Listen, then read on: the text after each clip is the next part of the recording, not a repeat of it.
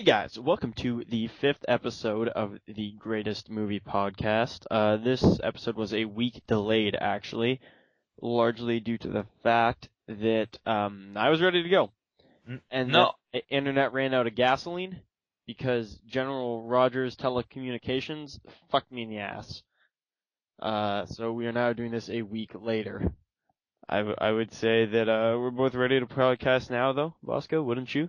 Oh yeah. Well, yeah, actually, I discussed this earlier this week. I believe yesterday or the day before. Princess here was under a sleeping spell, and he had to get kissed by get a little tongue from a king. And well, that's how that's now he's back. So thank God for fellatios and men. Thank God for fellatios and men, I suppose. Anyways, this week we watched the 1970 biographical historical war film, Patton. So I guess I'll just go ahead and do the usual and give a quick summary of the movie. This movie is very easy to give a summary for, I think, because everything that happened basically actually happened. But I'll just go ahead and restate. Basically, it begins with Patton giving a speech. It's a really iconic scene with a large American flag behind him, giving a speech to, we're presuming soldiers. It only shows him. Camera's only on him. He gives probably like an 8-minute speech. A lot of good quotable shit.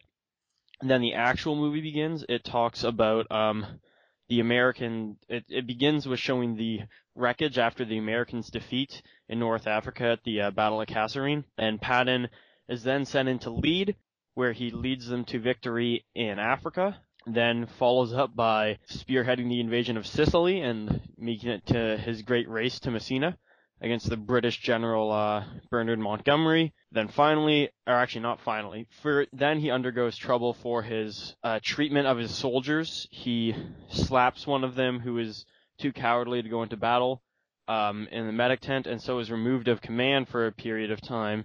He's then sidelined during D-Day, but is finally brought back in to lead the American Third Army into France until he runs out of fuel, and then later he gets fuel, relieves the 101st Airborne in the town of Bastogne during the Battle of the Bulge, before finally smashing into Germany, winning the war, basically. I mean, the Western Front was just won at that point. The film then kind of finishes with Patton making a somewhat offensive comment about the Nazi party being comparable to the U.S. parties, and he's relieved of future military command. One of the Germans even says that this war will kill him too, because he's got nothing. There's nothing left for him once he's done this war, and he walks away on a dock. He takes a walk with his dog Willie to end the film, and then there is a voiceover at the end that says that all glory is fleeting as he walks away. So, what did you think of the film? You know, I have to say one thing. What I remember clearly was there's only like one battle scene throughout the entire movie, There's only one battle scene that's and that's in not Africa. part of a montage. Right. Everything else is montage, and that delivers the impact of the film in a way because it's just like you didn't really need all the battle scenes, all the action to make this movie a good movie. This movie's good because it's like, yeah, America, fuck yeah, This you know? this movie is only second to Team America in terms of Team Americaness. I did really like the one action sequence. So what I really liked about it was, because I guess we kind of got the overhead view, it was always really clear what was going on, and yet still exciting, even though we kind of got that detached view that a general would have, because there's a long period during that battle in Africa where there's like no dialogue. It's just kind of cuts of Patton's face and howitzers going off, explosions everywhere, tanks driving, and that was still an incredibly engaging scene. I think they did the action very well, and I think part of them doing it very well was the way they sparsely used it. Yeah, I agree. I think George C. Scott's a great character actor, though. He plays an asshole real well. I mean, he actually played for related, and he played in a made-for-TV movie about Mussolini Oh yeah, too. he Yeah, actually did a made-for-TV sequel to this movie as well. I don't know if you knew that. yeah, actually I did know it too. There we go. You done know until you know. And this is about him laying in bed dying. That's Yeah, I mean, I think it was flashbacks, but yeah, mainly flashbacks, but so another thing I liked about this movie, I suppose, is that a lot of times with historical film, there's always those controversies of what they got wrong. And really, for a non-documentary film, I think this is just about as close as you can get it to just being a historical film, right? Because sure, there's definitely American bias in the movie, right? Like, I don't think General Montgomery was that blithering and egocentric, right? But No, he was pretty fucking stupid. yeah, but like he was essentially comic relief in that movie. That is a little far. Oh, yeah, I get you on that one. Yeah, but I think that even some of the dialogue, I feel like a couple of the scenes they just threw in so Patton could say shit he actually said in real life. Oh yeah, they always do that like scene for scene type thing where they just throw in some things just to make it historical-esque. That's like the kind of the 70s, 50s, 60s culture they did, where they would just make things like quote-unquote history movies, and they would just say have certain broad, trivial events, and then they'll just bullshit it. But this wasn't bullshitted too much, it was just kind of like really straightforward. That's the reason I liked it. Other than like, if I were to watch like another, I can't think of any films of that time period where they're just like, I don't know. I can only think of like Dirty Dozen and stuff like that, things that aren't actual historical things, those that are done well. But anything like that actually was historically like meant to be put together for like a war film, I cannot recall anything other than just fictional ones. Like, I can't think of anything. Do you count Lawrence of Arabia? That came out when the 60s, right? 62, I think. 62. I mean, but yeah, yeah, exactly. There's very few movies though. But there's a ton of movies. I know there's a ton of movies. I bought a whole set of about 20 of them for like $5 at Walmart. But they're all shit because they're just all this glorification of war, and that's what not obviously doesn't. It gives you ticket sales, which has been proved time and time again. But apparently content actually makes something long term. It's weird. Yeah.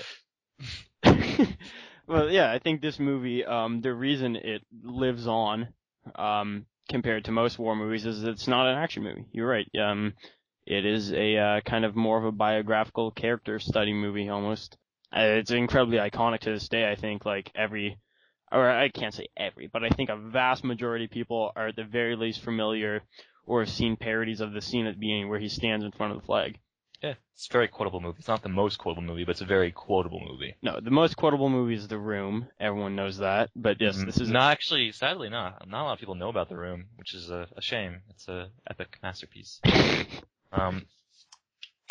But yeah, I mean, it's probably one of the most quotable war films next to Saving Private Ryan. Parker, Get Down. Yes, Parker, get down. Great quote. Also used, I don't know if you've heard of the fantastic internet series Super Commandos, but it was, that was actually, Steven Spielberg actually used his time machine and stole that piece of dialogue from Super Commandos, if you can believe that. Yeah, it wasn't really much of a series when there was only one episode. It's stuck in development hell. One thing I did really like about this movie in the historical vein as well was that the Germans actually fucking spoke German, right? Yeah. Yeah, like I really liked how we got the subtitles for the German, and then like the French spoke French, the Russians spoke Russian. We didn't get subtitles for them. We got kind of more live translations a lot of the time, but there was no attempt to cater to the audience by just having them speak their lines in English with like hammy accents, right? Like they actually took a step towards. And this was actually, I mean, it was a fair bit after World War II, but this was very respectful of the German army, I think, as well. Yeah. They're not really looked at quite as much as villains. Like, in fact, obviously Patton has a huge respect for Rommel, but even just the common soldiers, like, I don't know, there's not that much vilifying of the German threat. Like, honestly, the enemies in this film are usually either Montgomery or the bureaucracy, at least in Patton's mind. Well, in his mind, he thinks that the Germans are bad, but he thinks the army is good, and he should kill the real evil, which is Russia, which is actually was a very common outlook, a contemporary and conservative outlook at the time. They said, well, we should just not even get involved with this war because we would rather the Germans and the Russians kill each other off. It was a very popular view back then, just to sit out of the war, because even when the Russians were invading Finland, Churchill was like, well, maybe we should help the Finnish out. Yes, there was a distinct, I think, which was kind of funny, the only prominent high-level American who actually saw the Russians as an ally, I think was FDR himself, and I think that's the main reason things didn't blow up sooner. Oh yeah, that's completely awesome segue. To No, sorry. Tangent. You're on a tangent. we're on a tangent. Yeah, I was gonna say we didn't really segue to shit. Is there anything else that stuck out of importance to you in this movie? Not really. I mean, I didn't watch it. I just I've watched it in the past. I don't really remember. Like, if you said something, I would know exactly what you mean. But it's just like, it's one of those run-of-the-mill movies. I mean, I can see why it's on this list. Is it on the list or is it on the removed list? It's on the removed. We're not done with the removed movies yet. The first Okay. episodes. So I can see why it's on the removed list. I can see why it would be on the list overall. I do think it's a very straightforward movie, and I don't think it's has anything real big flaws in it. There's nothing I cynically hate about it. That's all. That's the thing, I guess. It doesn't really tell. We can't really compliment it on like telling a great and unique story, right? Because it's just telling history and all, but Right. it tells that history very effectively. I mean, to cover this movie is close to 3 hours. I don't think it's over 3 hours, but it's quite close. And if you think about the vast amount of time it covers, basically from the U.S. troops' entrance into Africa to the fall of Berlin and a little beyond, or not the fall of Berlin, but has Berlin fallen at the end? I think so, yeah, because they're talking about redeployment to the Pacific. Yeah. I don't really think this movie feels like it's 3 hours long. I don't know why. It flows really well. Exactly. That's what I was trying to get to. The fact that despite it's 3 hours long, and despite covering the sprawling amount of history, like that's quite a lot of time for a film to do in depth. It still feels very engaging the whole way because there's always something going on. Like the only part where I was afraid it was going to slow down was, when he goes to Britain to give that speech to the women, like, because he's being a decoy at the moment, because the Germans are so afraid of them, they think whoever Patton is, that's the real attack. Yeah. That was the only part where I was a little worried that they were just seemed like a random scene, but then he went on to make a controversial remark, because classic Patton, and it actually, like, every scene really has some impact on the plot, if not of Patton's life specifically, then at least on the plot of the Second World War. Yep. That's how the World War happened. That's any funny moments? You know what I really like in this movie? Just like when Patton, it was just like an offhand comment, and I know you didn't watch it again recently because you have seen it a bunch of times. I'd only seen it once before, probably 2 years ago. But early on when Patton just like wistfully mentions how much he liked the tank driver's uniform. Oh yeah. I thought that was pretty funny. He designed his own apparently. Also my favorite scene, not my favorite scene, but like my favorite comedic scene would be when he's walking, when he first gets to North Africa and he's looking for like I guess people in charge and just kicking everyone's ass in, right? He trips over a guy sleeping. Oh yeah, I like. He picks him up like, go back to sleep because you're the only one who knows what the fuck he's doing. Well, I of course. I think what he said is the guy asks, he's like, Sergeant or Lieutenant, whatever, what are you doing? And the guy goes, trying to get some sleep, sir. And he's like, well, get back to it because you're the only one who knows what he's trying to do. I like that one as well. I think my absolute favorite comedic scene, though, might be when it's just like a 5-second scene where the British guy walks up and goes, Sir, Patton's taken Palermo, and Montgomery's just like, damn.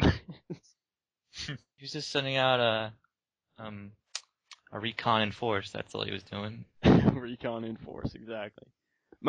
If speaking of like quick cuts though, I know you didn't watch again, so there's like a 0% chance you'll remember it, but there was a Gilligan cut in this movie. I think I'm gonna bring it up every time I notice it. I have no idea what those things are. I explained it before, I thought. Doesn't make any sense though. I know what you mean, but it's just stupid. Okay, well, the Gilligan cut occurs when the British guy like first shows up at his HQ in North Africa, and he says there'll be no more German planes, right? Yeah.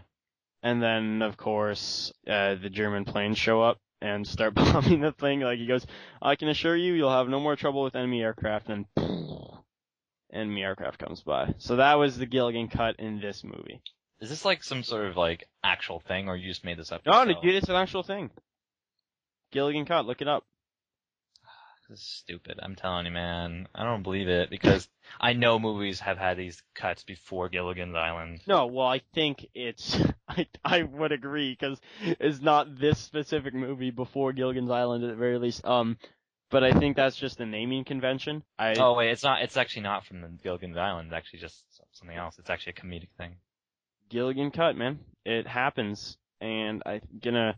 Oh, but the way you explained last time is like, on Gilligan's Island. I didn't say fucking shit. I've never watched. Yeah, you did. No. Yeah, you did. Oh. Let's go to last episode.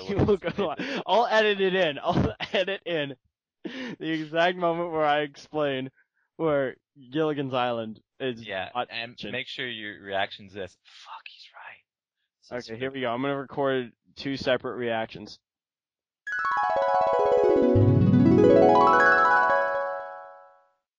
I also like the Gilligan cut. Did you pick up on the Gilligan cut in this movie? No. I don't know what a Gilligan cut would be. Okay, a Gilligan cut's like you'll see it all the time. Like once I tell you what it is, you'll instantly be able to know what recognize. Oh, I've seen all these places. It's like when someone says something and then it cuts forward in time, like being like, I don't know, some guy goes like, "Well, I'll never go to Cuba," and then it cuts to like him like face at the same angle and he's suddenly in Cuba. That type of thing. Oh, you mean like Family Guy?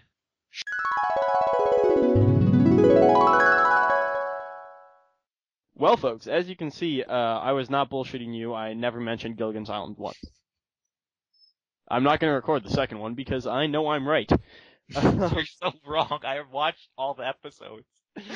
I edited all episodes together. Alright, I think this is the time of the episode where I would like to quickly go over the awards it received. I think not surprisingly, this movie got quite a few awards. It was a very high budget, high acclaim type film. Like the amount of tanks in this movie, holy shit. Like those are all real tanks. There's no CGI bullshit. Like that was very impressive. For the nominations that it received but did not win, it was nominated for Best Cinematography, Visual Effects, and Best Music Original Score. It then also won for Best Picture, Best Director, Best Original Screenplay, Best Film Editing, Best Sound, and Best Art Direction. And of course, George C. Scott won the Oscar for his performance of Patton. However, he refused to accept it. He was the first actor to ever turn down an Academy Award because I guess he disliked the idea of voting and even just the general idea of acting competitions, which is that? Would you say that doing that is Patton-esque or not Patton-esque? I mean, no, actually, it's more Sex Pistols than anything else. This guy had more than one movie. George C. Scott, Sex Pistol. He's definitely a Sex Pistol. He had more than one movie. Okay. Before we say goodbye, folks, we've got a special segment that was pre-recorded bit. I'm going to edit in. It features, well, I'll just let you guys listen to it, and hopefully you will enjoy.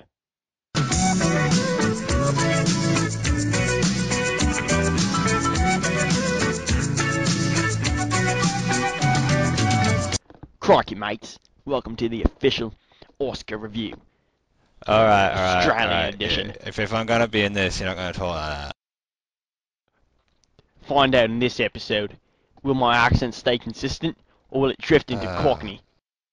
We've got our guest with us, the one and only genuine Australian Kirby. Kirby, what's it like being in Australia? Coldish at the moment. That's a lie. We're in the southern hemisphere. It's just a desert here, with kangaroos. Yeah. Alright, Kirby, did you watch the Oscars? I did, actually. Good, let's start discussing some of the movies then. Obviously, a big winner tonight was Best Picture winner, Drogo. What were your thoughts on Drogo? What? Drogo, starring Ben Affleck. What? I thought, Argo won Best Picture. Who? You mean Drogo? Alright. What? This is stupid. Moving on. Thoughts? Ben Affleck was great in Reindeer Games. I represent Australia. The next movie, receiving the most awards of the night, was the CGI classic Knife of Pi. Kirby, do you know why the movie's called Knife of Pi? Do I have to be here for this? Yes, we need a straight man. Oh, God.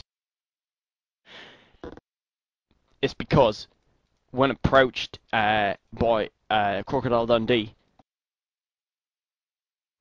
who showed Ang Lee his knife, Ang Lee responded by whipping out a green screen in his hand, handheld green screen, new technology in Australia, and saying, "This is a knife."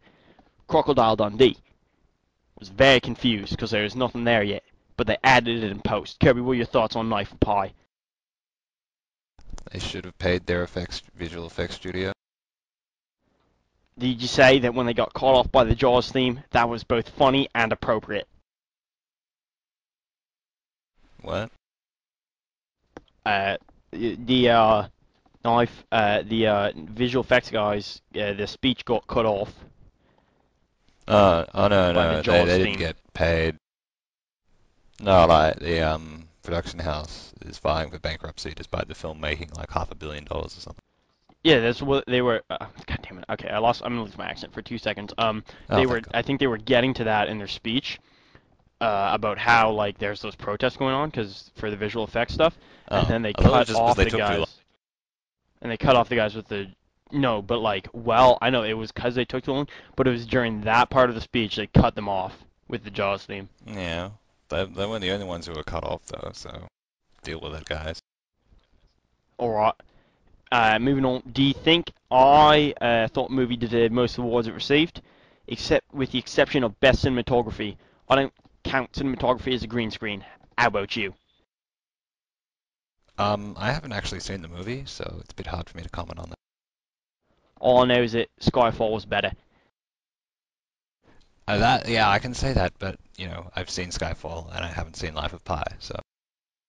But I don't want to see Life of Pi, so I guess in that sense, then yeah, Skyfall was better. Yeah. Alright. Next movie. Winner of both Best Supporting Actor and the original screenplay award is Dingo Unchained. What are your thoughts? Oh God, another movie I haven't seen. I never really liked Quentin Tarantino's films, though when he won Best Screenplay, his sort of semi-Asperger's uh, babble was kind of amusing. He actually counter cut off the orchestra as they attempted to play him out. Did you see that? Yes, yes, they did. Well, he did. Impressive. As we can expect from the man who unchained a dingo and let it run rampant. Alright, Kirby. What about the political drama Lyons? About Australian Prime Minister Joseph Lyons. Do you Wait. think Daniel Day-Lewis Oh, deserved the Oscar? another movie. I've seen like only two movies that were nominated for anything, so probably not the best person to talk to. Not Australian. Is you a Philly? Well, I suppose yes. With that choice, Philly would not be the best option. No one even Yeah, knows well, I where he haven't is. He seen might be dead. Lincoln. Wouldn't that be nice? Oh, I'm mean now. Yeah, it seemed like the sort of movie Hollywood would love to give an Oscar to, because, you know, being all American and isn't America great type dealio. Joseph Lyons was actually the Australian Prime Minister. He led the United Australia Party in the Australian Civil War against the Kangaroos. Yeah, yeah, I remember that one. It was bad. You were alive in 1900. Yeah, yes, I was in the Australian Civil War when it happened. I knew it. You ain't a true Australian. Every dumb drogo knows the Australian Civil War happened in 1933. Ah, yeah, but that's just what the foreigners think. Uh, well, I've been binge drinking because I'm Australian, and that's what we do. So I might have gotten my dates wrong. Any thoughts on Zero People Below the Northern Half of the Country by Catherine Bigelow? Would you say that you were surprised? What does that? What does that title even mean? I mean, like, you got Australia, right? And it's like if the top third of the country was still Sydney, Melbourne, and what, and the rest of it's just desert, and there's no people but down there, and that's where they found Osama bin Laden, because he was just hiding down there. Down there. Down in the there. Well, in you the see, land the down problem under. is Sydney and Melbourne are actually towards the bottom of Australia, so I suggest you go back to geography class. and in the land down under. Okay. Well, that's a film I did actually see, but honestly, I Oh, thought that it was should have won Best Picture, but it was because it's such a touchy subject, and the fact that it pretty much pissed off everyone in America. Uh, yeah, they couldn't really give it Best Picture, could yeah. It was kind of funny. The Senate investigation. I'm British now. God damn it. they? You should just Oh, stop it's kind of trying. funny. I'm gonna stop trying for a bit. The Senate investigation regarding the torture in that movie was actually finished. Like they just ended it. Probably, I think it was a day or two after the Oscars. Um, it'll be a week when you guys hear this, but it was kind of clear that the Senate investigation was really just to stop it from receiving any mainstream American support. Nice. Kirby, did you Yeah, happen that. to see? Go ahead. Oh, yeah, I just thought the Best Picture nominations this year are actually pretty interesting because all the sort of uh, favorites to win had their own sort of problems, and that's I think the only reason why Argo won Best Picture. I mean, it's not like the most amazing movie of the year or anything. I mean, it's good, but it's not great. That was the But Masturbator. Go see the Masturbator. It's out on DVD. yeah, but yeah, it just seemed Argo was the safe choice, so they went with the safe choice. Well, out on the fact that its controversy was positive in some ways. Its controversy was that Ben Affleck did not receive Oh, the Best Director nomination. yeah, it's Best Director award. Why? But also, Uh, it's a film about America solving foreign problems with Hollywood. So it's like, yeah, how could Hollywood not like that? I mean, it also got John Goodman. How can anyone not like that? I think I was fucking Scottish on that one. Oh my god. Remember how I said just stop trying? You're not doing anyone any favors here. Oh. Anyways, last couple of films. We got Silver Linings, Chris Tucker. How'd you feel about that one? Um, I haven't seen it. What did it win? Jennifer Lawrence won. Also won for being Chris Tucker's movie of the year. Chris Tucker wasn't in anything other than that, other than the three Rush Hour movies and House Party 3. Alright, another couple of movies Classy here. film. Les Miserables, as my friend Oh yeah, that one John best Travolta would say. score, And, didn't it? huh? That one What's her best name, man? original score did. Probably. And also, well, Anne Hathaway won. I don't know if, no, it couldn't, it's Oh not no, it won original best score sound though, because recording and best song, it's, not original it's the score. Broadway musical, right? No, it Yeah, definitely didn't win it's not Best Song. original. I'm pretty sure Skyfall won Best Song. Oh yeah, no, Skyfall did win best song. Sorry, I've got my memory all. Blech. Skyfall. All right, No, no, finally. the best moment was when that what was it, 76-year-old came out and sang Goldfinger, and she just like stole the entire show right there, I mean, which is just Goldfinger will always be better than Skyfall, largely on the basis it's true. got more lyrics than just the word Skyfall repeated over and over. It's not just a chorus. All right, what about Beasts of the Southern Wild? A name I did not have to change to make Australian. I actually have seen that one, and I found it tedious, long, and boring, and just Yeah, well, very try hard to be sort of spiritual and indie. yeah, awards the indie films. Who needs them? All right, finally, we got another thing. I did not have to change the name. I was make Australian.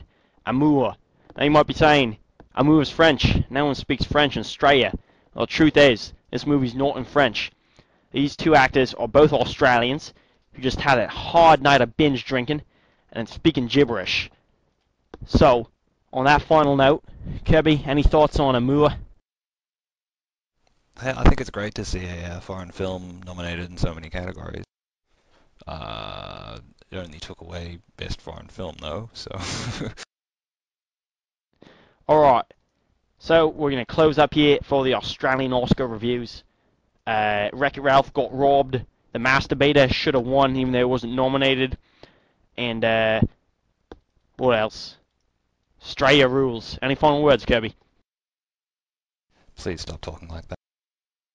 Play us out with some didgeridoo music. No.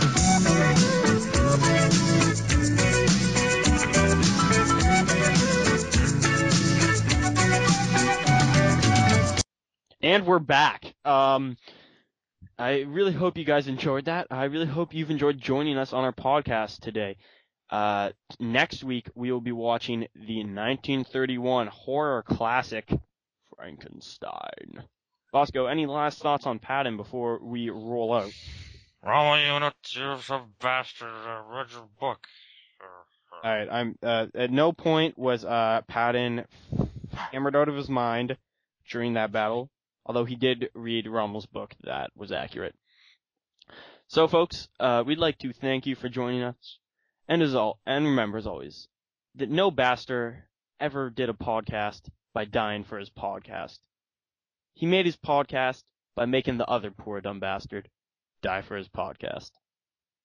Goodbye. I see what you did there.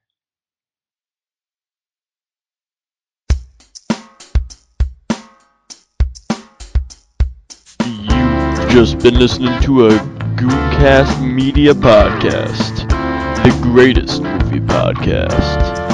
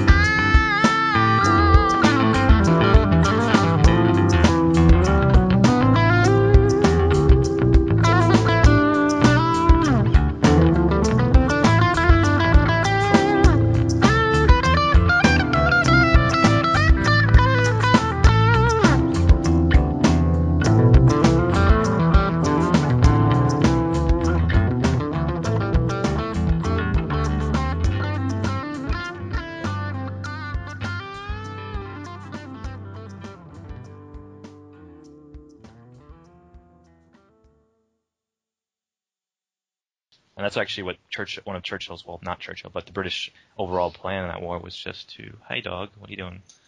"Hi, how you doing? Hey, puppy." "Hi. Yeah? Did you miss me?" "Yeah, I had to go to work." "Oh, I love you too." Oh. Okay, anyways,